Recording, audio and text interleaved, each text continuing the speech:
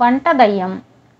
కూనవరం గ్రామంలో ఉండే నాగరాజు కూతురు సువర్చల పెళ్లి కోసం తనకున్న 2 ఎకరాల పొలం 50,000కు అమ్మివేశాడు. సువర్చలకు తండ్రి చేసిన ఈ పని ఇష్టం లేదు. ఆమె అతడితో, నాన్న, ఈ డబ్బులో సగం ఖర్చు చేసి ఒక ఇల్లు కొను, లేకపోతే నా పెళ్ళి అయ్యాక నీకు నిలువ నీడ లేకుండా పోతుంది. పొలం ఆదాయం పోయాక నెల నెల అద్దెలు కట్టడం కష్టం. నా పెళ్లి కోసం నువ్వు ఉన్నదంతా ఊడ్చిపెట్టడం నాకేమాత్రం ఇష్టం లేదు అన్నది. ఆమె పట్టుదల వల్ల ఇల్లు కొనక తప్పలేదు సువర్చల తండ్రికి. ఆ ఇల్లు ఆనందుడు అనేవాడిది. చిన్నతనంలో తండ్రి పోయిన ఆనందుణ్ణి తల్లి అష్టకష్టాలు పడి పెంచి పెద్ద చేసింది.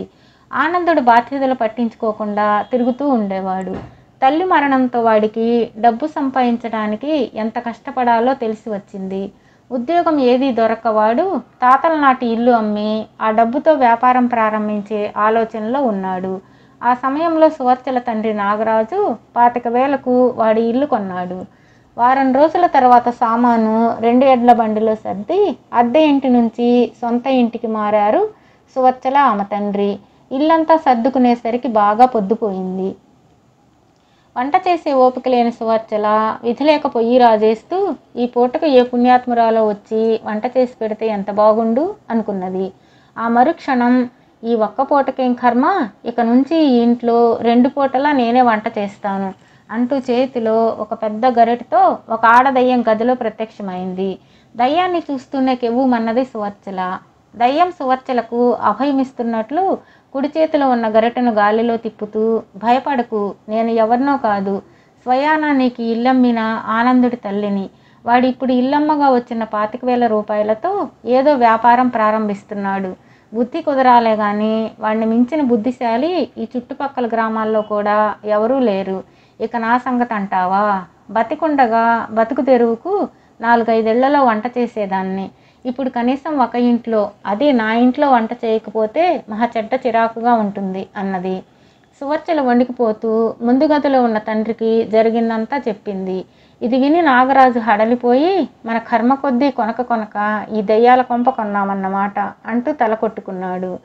సువర్చల తండ్రికి సర్ది చెబుతూ, నాన్న, నువ్వు దిగులు పడకు, చూడబోతే ఈ వంట దయ్యం మంచి మర్యాద తెలిసిన దానిలా ఉన్నది అన్నది. నాగరాజు ఏదో అనబోయేంతలో వంటగదిలోంచి దయ్యం, భోజనం సిద్ధం, తండ్రి కూతుళ్ళు రావచ్చు అంటూ గరిటతో కంచం మీద కొడుతూ కేకలు పెట్టింది. నాగరాజు సువర్చల బిక్కుబిక్కుమంటూ వంటగదిలోకి వెళ్ళారు. భోజనం అద్భుతంగా ఉన్నది. ఆ మాట దయ్యానికి చెప్పడం మంచిదా కాదా అని సంశయిస్తున్నంతలో దయ్యం, రేపు ఉదయం నుంచి చీకటితోనే వచ్చి వంట చేసి వెళతాను అని చెప్పి మాయమైంది. ఈ విధంగా వంట పని తప్పడంతో సువర్చలకు కొంత వీలు చిక్కింది. అయితే వారం గడిచేసరికి దయ్యం వంట పట్ల ఆమెకు విసుగు పుట్టింది. దయ్యం ఒకే రకం వంటలు చేసేది, నూనె ఎక్కువగా వాడేది. అది చీకటితో చేసిన వంట మధ్యాహ్నానికి చల్లారిపోయి బాగుండేది కాదు. ఊరు మడ్డుమనిగాక వచ్చి దయ్యం రాత్రి వంట చేసేది. భోజనాలు ముగించేసరికి అర్ధరాత్రి అయ్యేది. అంతసేపు నిద్రకు ఆగటం కష్టంగా ఉండేది నాగరాజుకు. ఒకనాటి ఉదయం చీకటి వేళ దయ్యం రాగానే సువర్చల దానితో, నా వంట నేను చేసుకోగలను, నీ కొడుకు ఆనందుడి ఇంట్లో వండి పెట్టేవాళ్ళు లేక చాలా ఇబ్బంది పడుతున్నాడట, ఈ వంట ఏదో అక్కడ చేయకూడదు అన్నది. కూడనే కూడదు, నేను దయ్యమయ్యానని తెలిస్తే వాడు చాలా బాధపడతాడు. వాడు 2 చేతులా బాగా ఆర్జిస్తున్నాడు, కావాలంటే ఒకళ్ళని కాదు 2 నలభీముల్లాంటి వాళ్లను వంటకు కుదుర్చుకోగలడు అన్నది దయ్యం. సువర్చల మనసులో ఇంకేదో మొండి దయ్యం అనుకుని సంశయిస్తూనే, నీ వంట మాకు నచ్చడం లేదు అన్నది. ఆ మాట వింటూనే దయ్యం, అవురవరా, నా వంటనే తప్పు పట్టడమా? నేను అసలే మంచిదాన్ని కాదు. తండ్రి కూతుళ్ళిద్దరూ నేను చేసినదేదో నోరు మూసుకొని మరీ తినండి అంటూ బెదిరించింది. ఆ రోజు నుంచి కోపం కొద్దీ దయ్యం కూరల్లో మరింత కారం, మరింత నూనె వేస్తూ 15 రోజుల్లోనే నెలకు సరిపడా వెచ్చాలు ఖర్చు చేయడం మొదలుపెట్టింది. విధి లేక నెల మధ్యలో మళ్ళీ వెచ్చాలు కొని తెచ్చేవాడు నాగరాజు.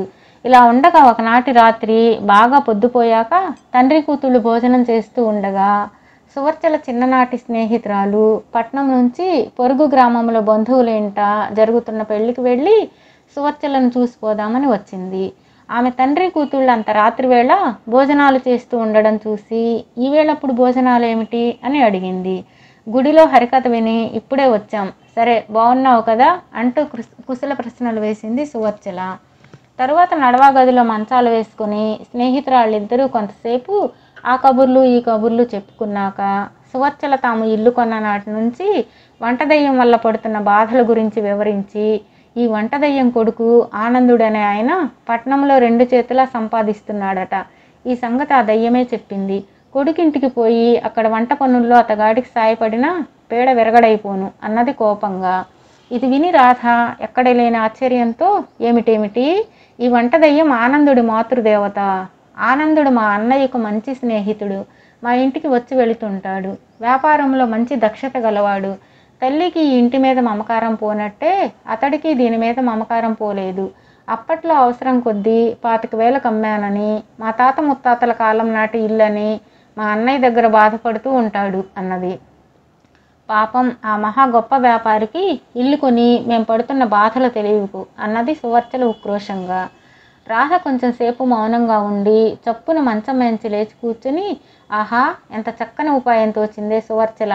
మీ బాధలు ఆనందుడి బాధలు తీరిపోయే ఉపాయం అని సువర్చలకు చెవిలో రహస్యంగా ఏదో చెప్పి, నీకు అన్ని విధాలా నచ్చితే మాత్రం వంటదయ్యానికి తెలియడం మంచిది కాదు కనుక శుభకార్యం పట్నంలోనే అన్నది. సువర్చలు సిగ్గుపడిపోతూ, సరే నువ్వు చెప్పినట్టే చేద్దాం అన్నది. ఆ రోజు తెల్లవారుజామున వంటదయ్యం రాకముందే రాధ బండిలో పట్నం వెళ్ళిపోయింది. కొద్దిసేపు తర్వాత వచ్చిన వంటదయ్యంతో సువర్చల, నాకు మా నాన్నకు పట్నంలో అవసరమైన పని పడింది. మధ్యాహ్నం బయలుదేరి వెళుతున్నాం. కనీసం 15 రోజులు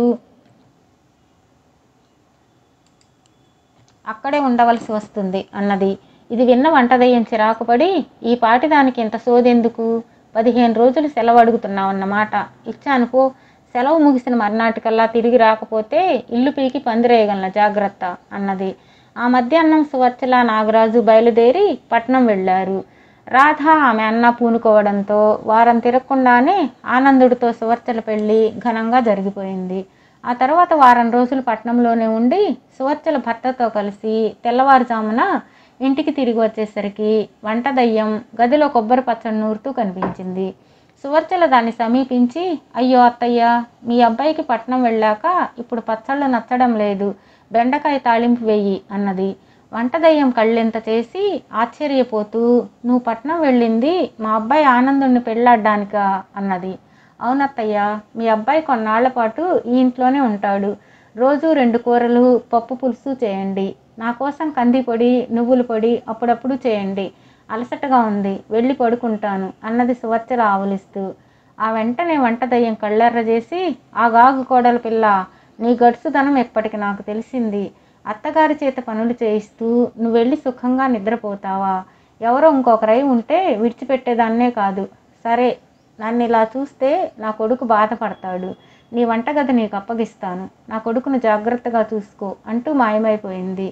అత్తగారి మీద గౌరవం కొద్దీ సువర్చల వంటదయ్యం గురించి భర్త ఆనందుడికి చెప్పలేదు. అమ్ముకున్న ఇల్లు దక్కినందుకేగాక సువర్చల వంటి అనుకూలవతి భార్యగా లభించినందుకు ఆనందుడు ఎంతగానో సంతోషించాడు.